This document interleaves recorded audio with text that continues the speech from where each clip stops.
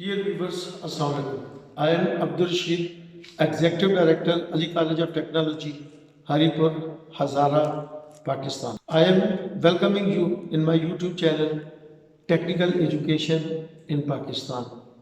Today is the Friday, 25th December 2020, and we are going to record a lecture regarding civil technology and mechanical technology second year में एक subject होता है mechanical technology और civil technology का, जिसको हम mechanics of structure में एक प्रैक्टिकल हम परफॉर्म करते हैं, जिसको हम कोएफिशिएंट ऑफ फ्रिक्शन, यानी ये हमारा एक ऑपरेटर्स होता है।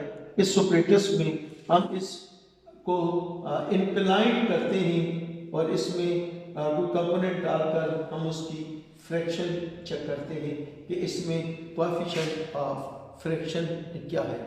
तो डियर स्टूडेंट्स, प्रैक्टिकल की अपनी अहमियत है। अब सबको पता होना चाहिए कि 50% नंबर्स थ्योरेटिकल थ्योरी के होते हैं और 50% प्रैक्टिकल्स के नंबर होते हैं। तो जब कभी भी आपके सामने कोई प्रैक्टिकल परफॉर्म किया जाए, आप उसको गौर से सुनो, उसके बाद उसको रफ कॉपी पर नोट करो और उसकी फिर रीडिंग्स को या डाटा को आप अपनी असल कॉपी पर भी लिखें। जब कभी भी एग्जाम के दौरान एक्सटर्नल एग्जामिनर आएगा, वो आपसे इसी प्रैक्टिकल के मुतालिक चंद बातें पूछेगा। अगर आप जवाब दे सकते हुए तो आपके प्रैक्टिकल के नंबर वो अच्छे लगाएगा, वरना प्रैक्टिकल के नंबर वो कम लगाएगा, जिससे आपकी डिवीजन जो है या आपकी ग्रेडिंग जो है वो कम बनेगी और जहाँ कहीं भी आप जाएंगे तो आप मेरिट लिस्ट में आपके नंबर बिल्ड आएंगे। तो इस तरह डिप्लोमा में, जो 3 साल डिप्लोमा होता है, उसमें प्रैक्टिकल का बड़ा रोल होता है। जब कभी भी आप किसी भी इंस्टीट्यूट में एडमिशन लें तो सबसे पहले ये कंफर्म करें कि जिस टेक्नोलॉजी में मैं दाखिला ले रहा हूँ, क्या उसके पास वो प्रैक्टिकल के इक्विपमेंट हैं जो सब्जेक्ट के मुताबिक हमें प्रैक्टिकल करवा सकेंगे। तो ये हमारी बुनियादी तौर पर ये फ्लूइड शॉप है, जिसमें हाइड्रोलिक के कंपोनेंट भी डाले जाते हैं। और फिर ये जो आपके सामने इस वक्त कैमरे में आ रहे हैं, ये हाइड्रोलिक है, जो सिविल टेक्नोलॉजी और मैकेनिकल टेक्नोलॉजी 3rd ईयर के लिए ये इक्विपमेंट आ जाते हैं। तो इस तरफ ये बाएं तरफ आपका फ्लूइड ऑपरेटर्स है, हाइड्रोलिक बेंच है, और फिर इस तरफ बाएं तरफ आपका ये मैकेनिक्स ऑफ स्ट्रक्चर्स के इक्विपमेंट हैं। इस तरह ये हमारी फ्लूइड शॉप है। इस तरह आगे लेकर जाएंगे तो ये हमारी सॉइल मैकेनिक्स के इक्विपमेंट हैं, जिसमें हम सॉइल मैकेनिक्स या ट्रांसपोर्टेशन लैब की प्रैक्टिकल्स करते हैं। और फिर यहाँ पर हमारे कंक्रीट टेक्नोलॉजी के ऑपरेटर्स हैं, जिसमें हम कंक्रीट टेक्नोलॉजी पर मुख्तलिफ किस्म के प्रैक्टिकल करते हैं। जो 2nd year mechanics of structure का प्रैक्टिकल है, बोर्ड की तरफ से मुहैया करदा लिस्ट में ये प्रैक्टिकल मौजूद है। तो इसको हम देखते हैं कि जो हमारा टीचर है वो किस तरह ये परफॉर्म करता है। तो wish you best of luck.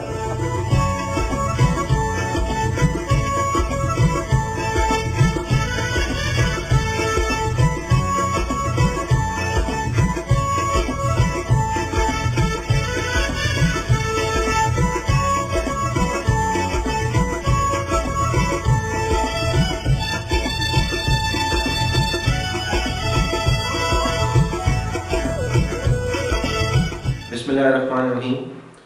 मेरा नाम इमरान रशीद है और मैं आज मैकेनिकल 2nd ईयर और सिविल 2nd ईयर का एक सब्जेक्ट अप्लाइड मैकेनिक्स, उसके बोर्ड की तरफ से लिस्टेड प्रैक्टिकल्स, उनमें से एक प्रैक्टिकल को मैं आज परफॉर्म करवाऊंगा। हम जो प्रैक्टिकल आज परफॉर्म करने जा रहे हैं, उस प्रैक्टिकल का नाम है how to find coefficient of fraction of different material on an inclined plane. यानी कि यहाँ पर मैं ये बात बताता चलूँ कि बोर्ड ने जो हमें लिस्ट प्रोवाइड की है, उस लिस्ट में मैकेनिक्स के सब्जेक्ट का ये एक बड़ा अहम प्रैक्टिकल है, जिस प्रैक्टिकल में हमने फिजिक्स या मैकेनिक्स के लिहाज से एक बड़ी अहम टर्म जिसे कोफिशिएंट ऑफ फ्रैक्शन कहा जाता है, या जिसे हरफ आम में फ्रैक्शन भी कह सकते हैं, वो मुख्तलिफ मटेरियल का एक प्लेन के ऊपर निकालना होता है। तो इस प्रैक्टिकल को शुरू करने से पहले मैं सबसे पहले आपको ये समझाना चाहूँगा कि ये लफ्ज़ जिसे फ्रैक्शन कहते हैं और इसे उर्दू में रगड़ कहा जाता है, इससे क्या मुराद होता है। इंग्लिश में फ्रैक्शन और उर्दू में रगड़। इस फ्रैक्शन या रगड़ की तारीफ क्या है कि fraction is the force that helps और make hindrance for moving body. दोबारा मैं इस तारीफ को दोहराना चाहूंगा कि fraction is the force that helps. रगड़ एक ऐसी कुव्वत है जो मदद देती है, और मेक हिंड्रेंस या जो रुकावट डालती है, फॉर मूविंग बॉडी, हरकत करते हुए जिस्म में।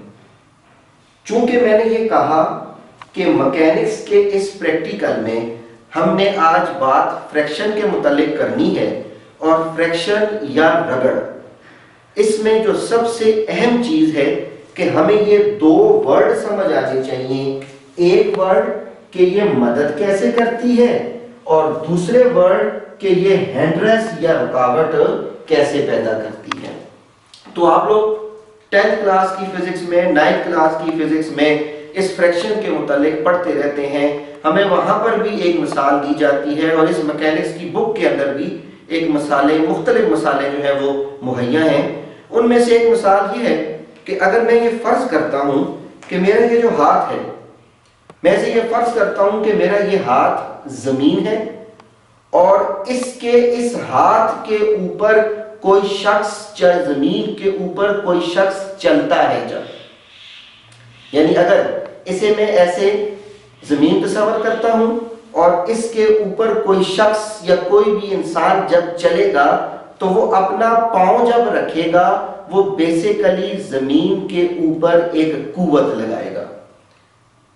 जब वो जमीन पे अपना पांव रखेगा, जमीन पे कुव्वत लगाएगा, नतीजे में जमीन उसे आगे की तरफ धकेलेगी। जब जमीन उसे आगे की तरफ धकेलेगी तो इस अमल के तहत वो जमीन पर आगे चलता जाएगा, और ये अमल तब वाक़या होगा जब उन दोनों के दरमियान फ्रैक्शन या रगड़ होगी। अगर फ्रैक्शन या रगड़ उनके दरमियान कम कर दी जाए या उनके दरमियान से खत्म कर दी जाए, तो कभी भी कोई एक इंसान या कोई शख्स जमीन पर सफर नहीं कर सकेगा। इसकी मैं अगर मिसाल एक और इसे बेहतर करके देना चाहूं, तो हम कभी फर्श के ऊपर या जमीन पर जब कोई फिसलन वाली चीज यानी तेल या ग्रीस वगैरह फेंक देते हैं और कोई इंसान उसके ऊपर चलता है, तो उसके स्लिप होने का खतरा ज्यादा होता है। उसके स्लिप होने का खतरा इसलिए ज्यादा होता है क्योंकि हमने उसकी रगड़ को, उसकी फ्रैक्शन को खत्म कर दिया होता है। तो लिहाजा हम यहां पर ये कह सकते हैं कि हमारी हरकत में या हमारे चलने में फ्रैक्शन इस वक्त हेल्प कर रही है, रगड़ जो है वो हमारी मदद कर रही है। इसी तरह से अगर मैं इसकी एक और मिसाल रगड़ के उन्वान को समझाने के लिए आपको देना चाहूं, तो वो मिसाल ये है कि अगर कोई भी पंखा है, उस पंखे में अंदर रूटर होता है, उसके दोनों तरफ बाल बेरिंग्स लगे होते हैं। वो बाल बेरिंग्स क्या करते हैं कि जब वो रूटर घूमता है तो उस रूटर के जरिए वो बेरिंग्स घूमते हैं, और रगड़ वहां पर उस रूटर को उस मोटर के अंदर चलाने में अहम किरदार अदा करती है। तो लिहाजा फ्रैक्शन की तारीफ में हमें पहली चीज या पहला लफ्ज पता चल गया कि ये मदद करती है किसी चीज को हरकत देने में। उसके बाद जो दूसरा लफ्ज है वो है मेक हिंड्रेंस, यानी कि ये रुकावट भी डालती है। रुकावट कैसे डालती है? आप लोगों ने देखा होगा कि जब हम किसी प्लेग्राउंड के अंदर हम बाल फेंकते हैं, हम उस बाल पर एक ताकत लगाते हैं, वो बाल उस ग्राउंड पे आगे ट्रैवलिंग करती है, सफर करती है। कुछ देर के बाद वो बाल या वो गेंद ग्राउंड पे, जमीन पे रुक जाती है। वो इसलिए रुकती है कि जमीन की रगड़ जब हमारी लगाई गई ताकत पर काबू पा लेती है या ज्यादा हो जाती है, तो नतीजे में जमीन उस बाल को रोक देती है। इस तरह इस फ्रैक्शन की दूसरी जो अहम बात है कि मेक हिंड्रेंस, यानी कि इसने गेंद की हरकत में रुकावट भी पैदा कर दी। तो यहां तक हमें ये बात पता चली कि हमारा जो आज का प्रैक्टिकल है, जिसमें हमने कोफिशिएंट ऑफ फ्रैक्शन निकालना है, उसे निकालने से पहले मैंने आपको एक जुमले की फ्रैक्शन की तारीफ समझा दी। Fraction is the force that helps और make hindrance for moving a body, यानी रगड़ एक ऐसी कुवत है जो कि मदद देती है या रुकावट पैदा करती है किसी भी हरकत करते हुए जिस्म में। अब इसी एक बात को ज़हन में रखते हुए हमारी अप्लाइड मैकेनिक्स के अंदर एक अपरेटस है, जिस अपरेटस के जरिए हम मुख्तलिफ मटीरियल्स का कोफिशिएंट ऑफ फ्रैक्शन निकाल सकते हैं या मुख्तलिफ मटीरियल्स की रगड़ निकाल सकते हैं। आपको इस वक्त कैमरे में ये जो अपरेटस सामने नजर आ रहा है, इस अपरेटस का नाम है इंक्लाइंड प्लेन। इसे इंक्लाइंड प्लेन कहा जाता है। उसके बाद इस अपरेटस के ऊपर यहाँ पे, जिसे मैं अभी उतारूंगा, ये मुख्तलिफ सैंपल पड़े हुए हैं। ये एक सैंपल जो मैंने इस इंक्लाइंड प्लेन के ऊपर से उठाया, और इसी तरह के 3 सैंपल यहाँ पर और भी पड़े हुए हैं। बेसिकली मैं अपने इस प्रैक्टिकल का थोड़ा सा खुलासा आप बच्चों पे क्लियर करना चाहूंगा कि हम इस प्रैक्टिकल में क्या करेंगे कि मेरे पास ये एक ब्लॉक है, मेरे पास ये दूसरा ब्लॉक है, ये मेरे पास 2 ब्लॉक हो गए। इसी तरह के 2 ब्लॉक आपको कैमरे में यहाँ पे नजर आ रहे होंगे कि एक ब्लॉक ये भी है और एक ब्लॉक ये भी है। अब इन ब्लॉकों के अंदर, इन चारों ब्लॉकों में सिर्फ फर्क किस चीज का है कि इन चारों ब्लॉकों की लंबाई भी एक जैसी है, इन चारों ब्लॉकों की ऊंचाई भी एक जैसी है, इन चारों ब्लॉकों की चौड़ाई भी एक जैसी है। फर्क है तो वो किस चीज के अंदर है कि ये और मटेरियल का बनाया गया है, ये और मटेरियल का बनाया गया है, और ये दोनों और मटेरियल के बनाए गए। हमने अपने इस प्रैक्टिकल में क्या करना होगा, इस तरफ है, हमने अपने इस प्रैक्टिकल में क्या करना होगा कि हमने इस इंक्लाइंड प्लेन के ऊपर पहले ब्रास का बना हुआ ये जो ब्लॉक है, ये जो सैंपल आपको वेट वाला नजर आ रहा है, ये ब्रास का बना हुआ है, जिसे हम उर्दू में पीतल कहते हैं। हम पहले ये ब्रास या पीतल का बना हुआ ये सैंपल इसके ऊपर रखेंगे, इस इंक्लाइंड प्लेन के ऊपर रखेंगे, और फिर इस हैंगर के जरिए, यानी ये हमारे पास इसका जो दूसरा हिस्सा इस अपरेटस का, इस इंक्लाइंड प्लेन अपरेटस का है, उसका नाम है हैंगर। ये हैंगर है। इस हैंगर के जरिए हम क्या करेंगे कि इस ब्लॉक को और इस हैंगर को आपस में अटैच कर देंगे या मिला देंगे। जिस तरह मैं अभी आपके सामने, आपको कैमरे में नजर आ रहा होगा कि मैं इसकी अटैचमेंट कर रहा हूं या मैं इसे मिला रहा हूं। ये हमारा पहला स्टेप होगा। उसके बाद इन दोनों चीजों के दरमियान में ये पुली है, जिस पुली के जरिए ये थ्रेड या ये धागा गुजरकर इन दोनों चीजों को मिला रहा है। हमारा प्रैक्टिकल ये होगा कि हम मुख्तलिफ टाइम्स पहली बार इस ब्रास को इस इंक्लाइन प्लेन के ऊपर रखेंगे। ये एक ऐसी सतह से बनाया गया है जो बिल्कुल प्लेन है, जो बिल्कुल पॉलिश है, इसमें कोई खुरदरापन या कोई रफनेस नहीं है। हम इस इंक्लाइन प्लेन के ऊपर पहले ब्रास के ब्लॉक को रखेंगे, यहां से हम इस पे वेट डालेंगे, यहां से हम इस पे वजन डालेंगे। अब वो जो वेट या वजन जो हम डालेंगे वो एक फोर्स होगी और जो इसकी अपनी ताकत नीचे की तरफ लग रही है वो दूसरी फोर्स होगी। दोनों को मैथमेटिकल तरीके से सॉल्व करेंगे तो हमारे पास इस ब्रास का कोफिशिएंट ऑफ फ्रैक्शन आ जाएगा या इसका रगड़ आ जाएगी कि इस वक्त इस प्लेन पर इस ब्रास की जो मूवमेंट है उसकी रगड़ कितनी पैदा होती है। फिर सेकंड टाइम हम क्या करेंगे, इन तीन दूसरे ब्लॉकों में से, जो तीन दूसरे ब्लॉक आपको नजर आ रहे हैं, इनमें से एक ब्लॉक है एल्युमिनियम का। अब ये एल्युमिनियम का बना हुआ है जबकि ये ब्रास का बना हुआ है। इसका वजन ज्यादा है, इसका वजन कम है। हम सेकंड मरहले में या दूसरी बार इसको उतार के एल्युमिनियम का लगाएंगे और फिर वहां से वेट डालेंगे और रिजल्ट निकालेंगे कि इसकी फ्रैक्शन कितनी आई है और उसकी फ्रैक्शन कितनी थी। ये हमारा आज का प्रैक्टिकल होगा। इसके अलावा भी दो ब्लॉक हमारे पास पड़े हुए हैं। ये बना हुआ है स्टेनलेस स्टील, यानी वो स्टील जिसको जंग नहीं लग सकता, ये स्टेनलेस स्टील का बना हुआ है। और ये प्लास्टिक की एक किस्म नायलॉन उसका बना हुआ है, जो इस अपरेटस को बनाने वाली कंपनी ने हमें ये 4 ब्लॉक इस प्रैक्टिकल को परफॉर्म करने के लिए दिए हैं।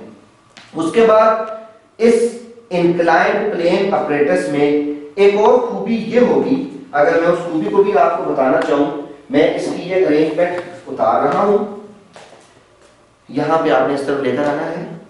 इस इंक्लाइंड प्लेन अपरेटस में दूसरी खूबी ये है कि इट कैन मूव, ये ऐसे हरकत कर सकता है। ये मैंने इसकी रोटेशन चेंज कर दी है।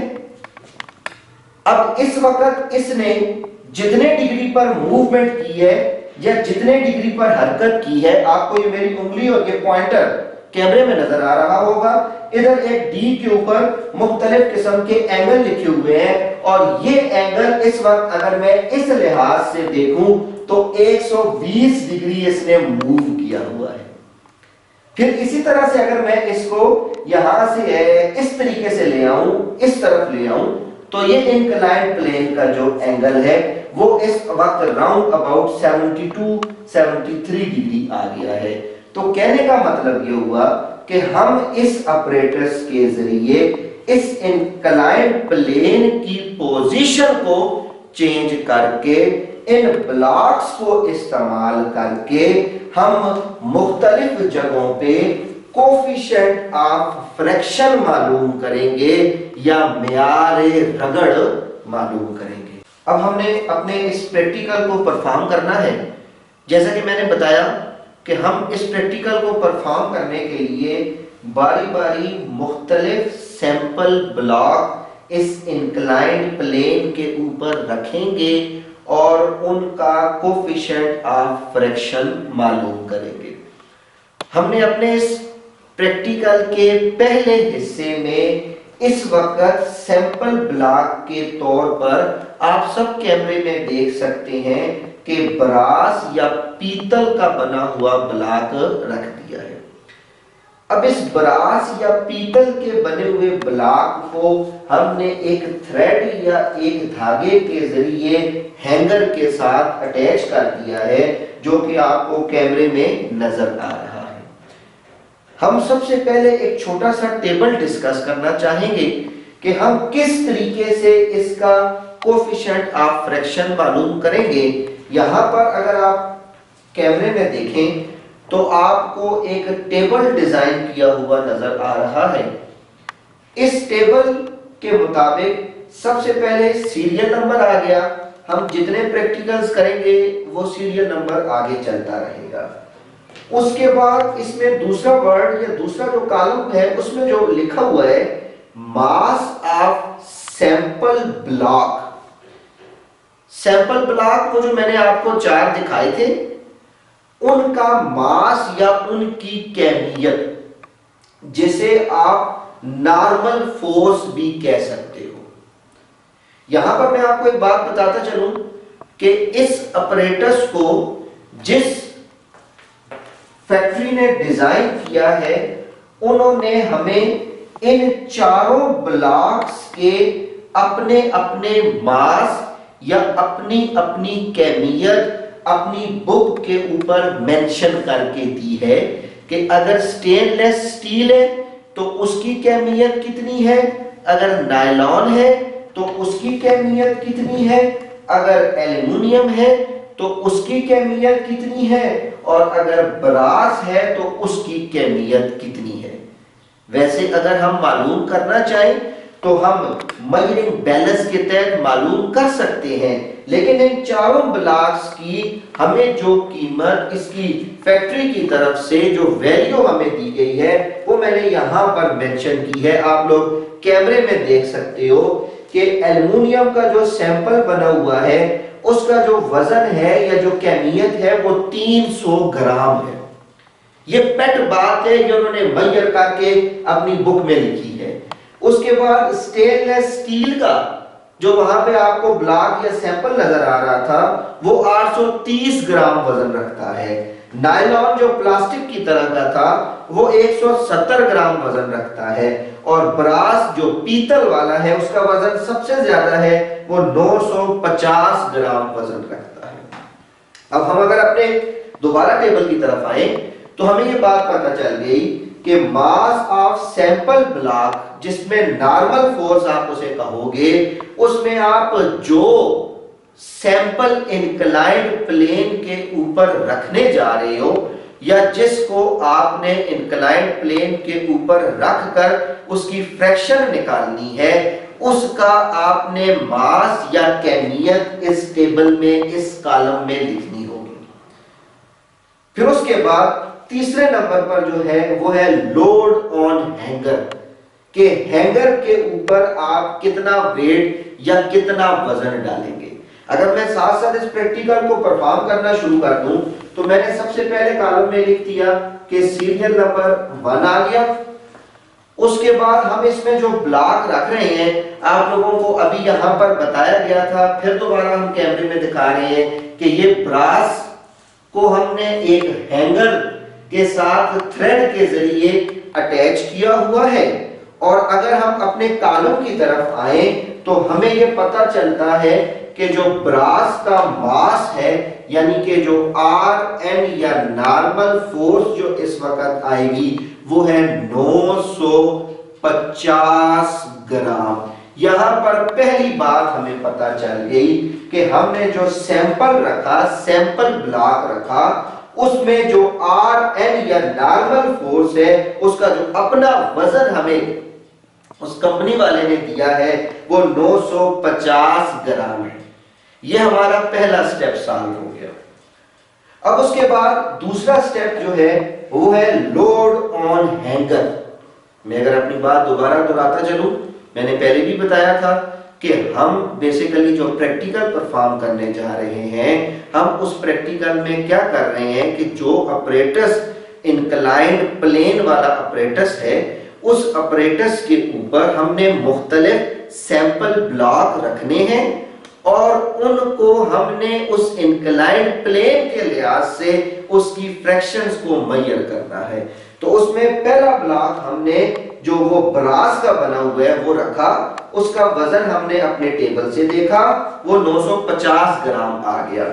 अब लोड ऑन हैंगर का मतलब ये है, अगर आप लोग सब ऑपरेटर्स की तरफ देखें जो आपको कैमरे में इस वक्त नजर आ रहा है, आपने इस प्रैक्टिकल को परफॉर्म करने से पहले सबसे पहले ये जो इंक्लाइंड प्लेन होगी इसे एग्जैक्ट 90 डिग्री पर लेकर आना है।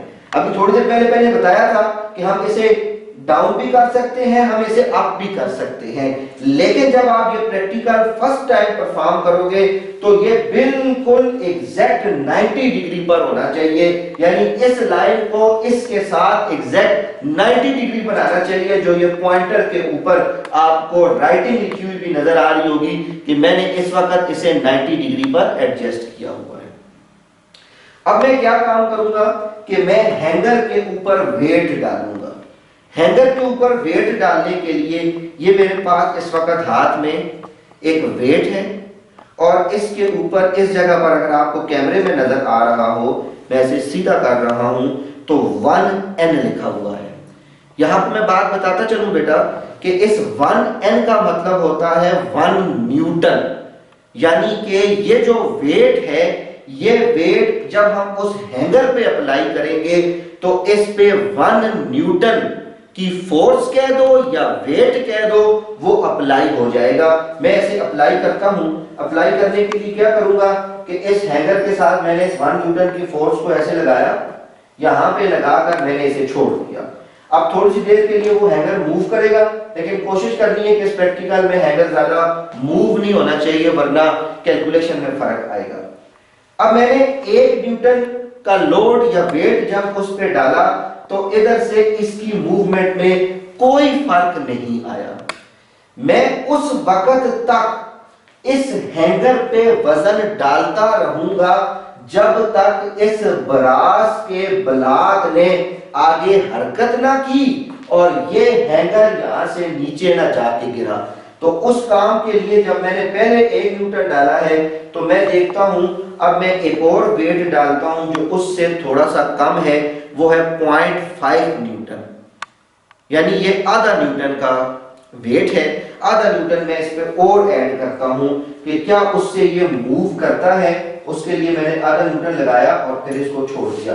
अब आप लोगों ने कैमरे में देखा कि मैंने जैसे ही 1 न्यूटन लगाया, ब्रास ने आगे मूवमेंट की और यहां से ये हैंगर जो है ये जमीन पे गिर गया या जमीन के साथ जाके टच हो गया, जिसका मतलब ये हुआ कि इतने वजन पर इस ब्रास ने हरकत अपनी कर दी। अब जब मुझे इसका ये वजन पता चल गया तो मैं क्या काम करूंगा, दोबारा अपने टेबल की तरफ आऊंगा।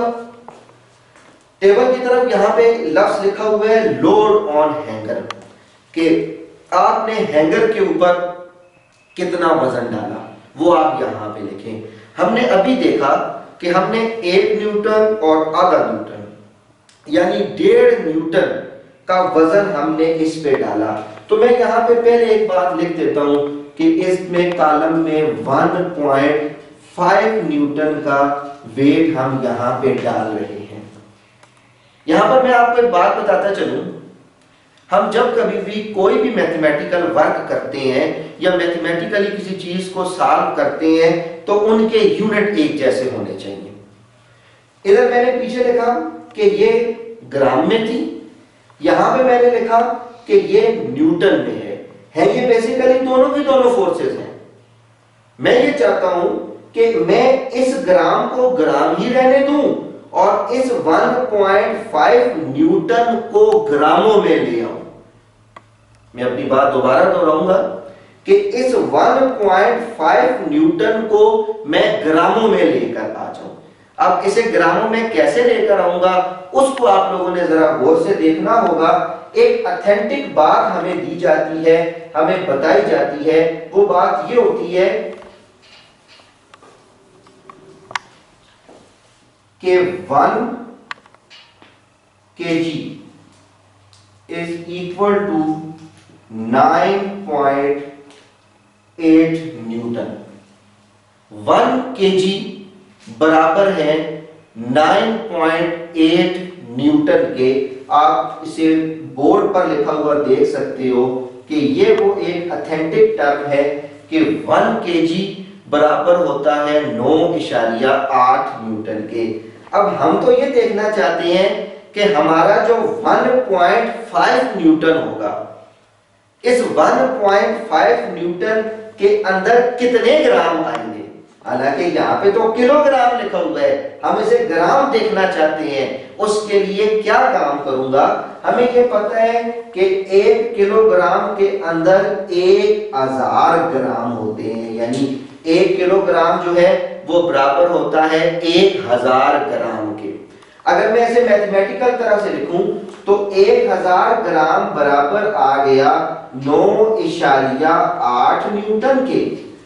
अब मैं देखना चाहता हूं कि 1 न्यूटन कितने ग्राम के बराबर होगा, तो उसके लिए ये 9.8 इस वक्त इसके साथ मल्टीप्लाई हो रहा है, इस तरफ ला के मैं उसे डिवाइड कर दूंगा, यानी कि 1000 को जब हम डिवाइड करेंगे 9.8 पे, तो जो हमारा जवाब आएगा वो ग्रामों में होगा, और वो ग्राम होंगे जो 1 न्यूटन के अंदर होंगे। यानी कि अगर मैं कैलकुलेटर के जरिए इसे सॉल्व करूं,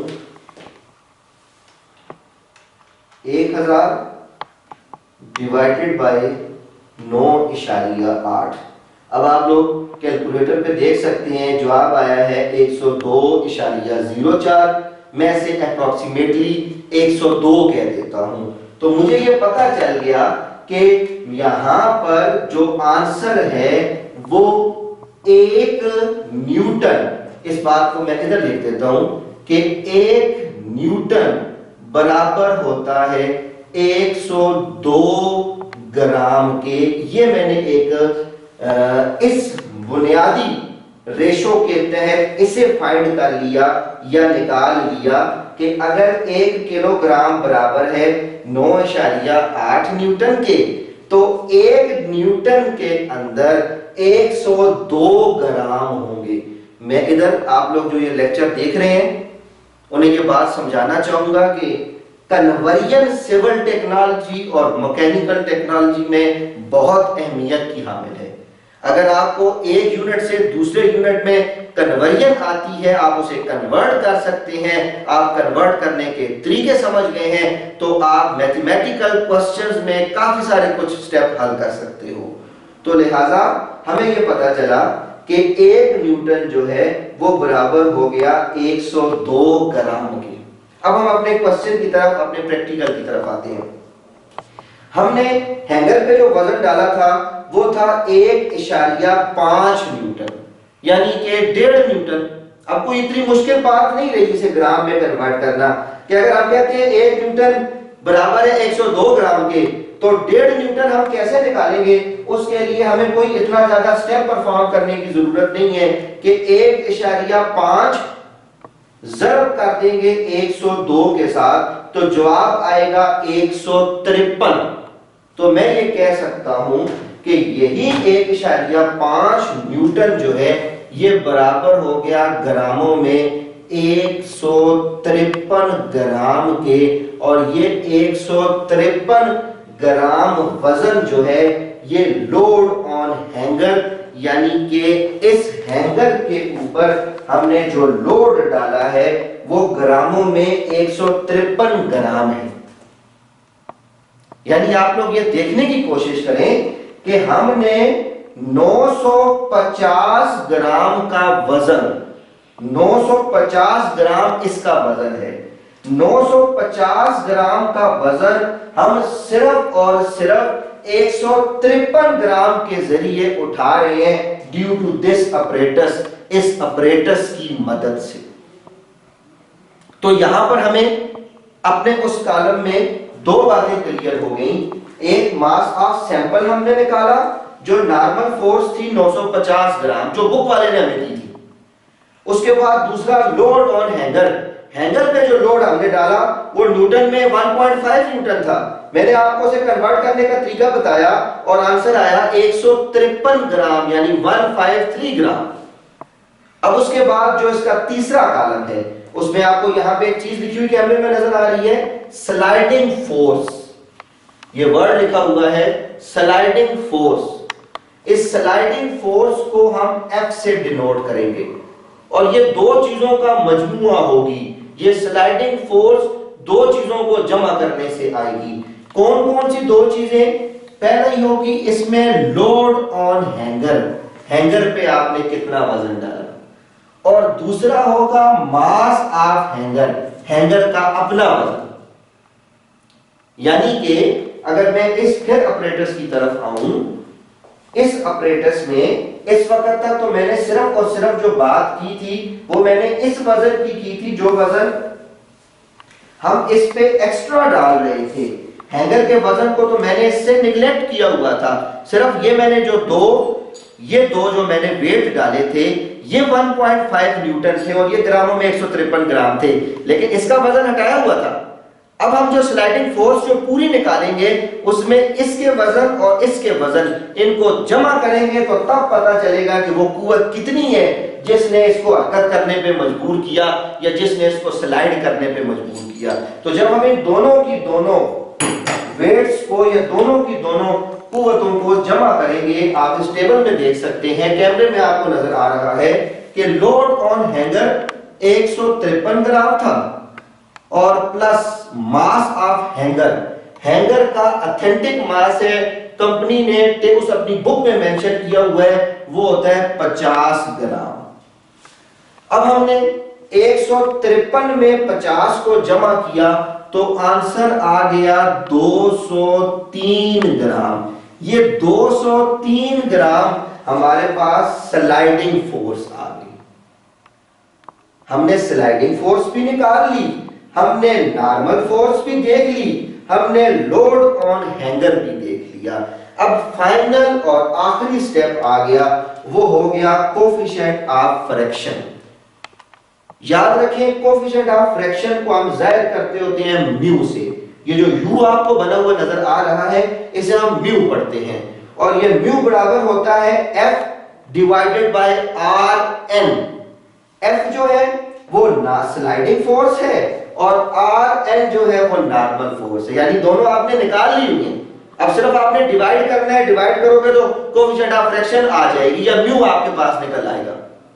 तो अगर मैं टेबल की तरफ आऊं तो म्यू बराबर है, एफ की वैल्यू मैंने देखी, मुझे 203 ग्राम मैंने अभी निकाली है, वो मैंने ऊपर रख लिया, divided by R N normal force की वैल्यू देखी, वो मेरे पास थी 950 ग्राम, वो मैंने 950 यहां पे रख दिया। अब यहां पर इसकी भी यूनिट या इकाई ग्राम है, इसका भी यूनिट या इकाई जो है वो ग्राम है। मैं कैलकुलेटर का सहारा लूंगा, कैलकुलेटर में 203 डिवाइडेड बाय 950 गिव्स अस 0.21, यानी मेरे पास जो इसका आंसर आया या जो कोफिशिएंट ऑफ फ्रैक्शन निकली वो थी 0.21। अब यहां पर आपने एक बात समझनी है कि ये जो 0.21 हमने निकाला है इसके साथ इकाई कौन सी लगाएंगे, इसके साथ यूनिट कौन सा आएगा, तो इधर ये यूनिट लेस है। क्यों यूनिट लेस है? क्योंकि ये भी ग्राम और ये भी ग्राम आपस में कैंसिल हो जाएंगे। लिहाजा एक बात अपने जहन में बिठा लें कि कोफिशिएंट ऑफ फ्रैक्शन की कोई इकाई नहीं होगी, इसे आप सिर्फ नंबर्स में जाहिर करेंगे, जो कि मैंने निकाल लिया है 0.21 या 0.21। इस तरह से हमें ये पता चल गया, अगर हम दोबारा ऑपरेटर्स की तरफ आए तो हमें ये पता चल गया कि ये जो ब्रास का बना हुआ एक ब्लॉक है या सैंपल है, इसको इस इंक्लाइंड प्लेन पे हरकत करवाने के बाद जो इसकी रगड़ हमने निकाली है वो 0.21 है। अब हम इसी के मुकाबले में अपना एक और सैंपल ब्लॉक पकड़ते हैं या लेते हैं और फिर दोनों का मवाजना करेंगे। अब आप कैमरे में देख सकते हो कि इसके ऊपर एल्युमिनियम लिखा हुआ है, ये एल्युमिनियम का बना हुआ है। अब मैं इस एल्युमिनियम के ब्लॉक को इसके साथ अटैच करूंगा। सबसे पहले मैंने थ्रेड के साथ इसे अटैच कर दिया या मिला दिया, ये मैंने अपना पहला स्टेप परफॉर्म कर दिया। उसके बाद दूसरा स्टेप मैं क्या परफॉर्म करूंगा कि ये जो हैंगर है, इस हैंगर को मैं इस थ्रेड के दूसरे कॉर्नर के साथ लगाऊंगा।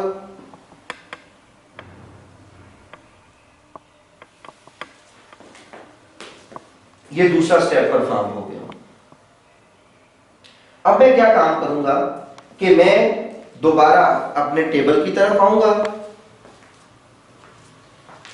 यहां पर मैं लिखूंगा 0.2, यहां दूसरा एक्सपेरिमेंट करने जा रहे हैं। अब हम देखेंगे कि मास ऑफ सैंपल ब्लॉक जो नॉर्मल फोर्स है वो मैंने रखा हुआ है एल्युमिनियम, और आपको यहां पे मैंने एक टेबल बना के बताया था कि जो बुकलेट में, जो कंपनी की बुकलेट में हमें दिया गया था कि एल्युमिनियम का जो मास है वो 300 ग्राम है। तो लिहाजा एक चीज तो मेरे पास ऑटोमेटिकली खुद ही निकली हुई आ गई है कि जो Rn है या जो नॉर्मल फोर्स है वो बराबर है 300 ग्राम के। इसमें सेकंड प्रैक्टिकल में हमारी यह पहला स्टेप हमारा परफॉर्म हो गया कि Rn जो है वो 300 ग्राम है। पहले प्रैक्टिकल में 950 ग्राम थी क्योंकि वो पीतल का बना हुआ था। अभी ये सिर्फ 300 ग्राम है क्योंकि ये अल्युमिनियम की धात का बना हुआ है और अल्युमिनियम की धात हल्की है बनिस्बत पीतल के। हमने पहला स्टेप परफॉर्म कर लिया। अब उसके बाद दूसरा स्टेप है load on hanger. Load on hanger हम कैसे निकालेंगे, उसके लिए दोबारा ऑपरेटर्स की तरफ आएंगे। आप सब लोग कैमरे में इस ऑपरेटर्स को देख सकते हैं। इसमें मेरे पास मुख्तलिफ लोड है। मैं ये चाहूंगा कि मैं इसे 0.5 न्यूटन से शुरू करूं, 0.5 न्यूटन से, क्योंकि मुझे लगता है कि ये वजन में सामने मेंशन है हल्की है, लिहाजा हमें जो स्लाइडिंग फोर्स है वो भी कम देनी पड़ेगी।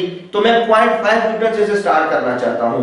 0.5 न्यूटन इस हैंगर में मैंने डाला और देखते हैं इसमें क्या फर्क आता है। यहाँ पे आप सबने कैमरे में देखा होगा कि सिर्फ 0.5 न्यूटन ही डालने से एल्युमिनियम का ब्लॉक जो है वो आगे मूव हो गया, और मूव होने के बाद दोबारा वो टेबल के साथ टकरा गया। दोबारा आप लोग इस चीज को कैमरे में देखेंगे।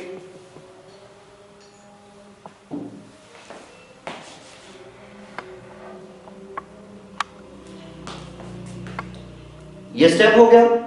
अब मैं 0.5 न्यूटन इसमें ऐड करूंगा। कैमरा आपका इस तरह फोकस होना चाहिए। ये 0.5 न्यूटन ऐड किया और ये यहां से एल्युमिनियम के ब्लॉक ने मूवमेंट की और उसके साथ जाके टकरा गया। लिहाजा अब मेरे पास जो लोड ऑन हैंगर आएगा, लोड ऑन हैंगर, इस लोड ऑन हैंगर की जगह पे मैं अब सिर्फ लिखूंगा 0.5 न्यूटन। और मुझे पता होना चाहिए कि 0.5 न्यूटन कितने ग्राम के बराबर होता है। जब हम कहते हैं कि 1 न्यूटन बराबर है 102 ग्राम के, तो 0.5 का मतलब आधा हो गया, लिहाजा 102 का भी आधा कर दो तो वो हो गया 51। लिहाजा 0.5 न्यूटन बराबर है 51 ग्राम के। ये हमने लोड ऑन हैंगर निकाल दिया। अब हम निकालेंगे स्लाइडिंग फोर्स, जो कि दो चीजों का मजमूआ है, लोड ऑन हैंगर का और मास ऑफ हैंगर का। यानी लोड ऑन हैंगर क्या है, लोड ऑन हैंगर अभी हमने निकाला है वो है 51 ग्राम, प्लस मास ऑफ हैंगर क्या है हमें वो पहले ही मेंशन हुआ था, वो है 50 ग्राम। तो 50 जमा 51 101 ग्राम आपके पास इसकी स्लाइडिंग फोर्स निकल आई, या आपके पास एफ निकल आई। अब हमने एफ भी निकाल लिया, हमने नॉर्मल फोर्स भी निकाल ली। हम दोबारा अपने उस फार्मूले की तरफ आते हैं और कोफिशिएंट ऑफ फ्रैक्शन निकालते हैं। वो कैसे निकालेंगे कि म्यू बराबर होता है, एफ ऊपर रखना है, यानी 101 हमने ऊपर लेकर आना है, डिवाइडेड बाय आर एन नीचे रखना है, यानी 300 ग्राम हमने नीचे लेकर आना है। 101 तकसीमे 300 करते हैं। तो फिर मैं कैलकुलेटर इस्तेमाल करूंगा। 101 तकसीमे 300, जवाब आ गया 0.33। यहां पर मैंने इसे नोट कर दिया कि जो मेरे पास कोफिशिएंट ऑफ फ्रैक्शन या म्यू जो निकला है वो बराबर है 0.33। मैंने पहले बात समझा दी थी, इसकी इकाई कोई नहीं है, तो लिहाजा हमने दोनों प्रैक्टिकल्स में कोफिशिएंट ऑफ फ्रैक्शन निकाल दिया। और आप बच्चों के सीखने के लिए आपको ये बात पता चल जानी चाहिए कि जब हमने पहली बार ब्रास रखा था या पीतल रखा था, तो तो उसका कोफिशिएंट ऑफ फ्रैक्शन आया था 0.21 और अभी दूसरे प्रैक्टिकल में हमने एल्युमिनियम रखा और उसका जो कोफिशिएंट ऑफ फ्रैक्शन आया वो आया 0.33। लिहाजा आप ये कह सकते हो कि जैसे जैसे सैंपल का वजन बढ़ेगा, यानी जैसे जैसे मटेरियल का वजन बढ़ेगा, वैसे वैसे जो कोफिशिएंट ऑफ फ्रैक्शन होगा वो कम होता जाएगा। इधर मटेरियल का वजन ज्यादा था तो कोफिशिएंट ऑफ फ्रैक्शन कम आया, इधर मटेरियल का वजन कम था तो कोफिशिएंट ऑफ फ्रैक्शन क्या आ गया, ज्यादा आ गया। तो इस तरह हमारा आज का ये प्रैक्टिकल मुकम्मल हुआ जिसका नाम था how to find coefficient of fraction of different material on inclined plane.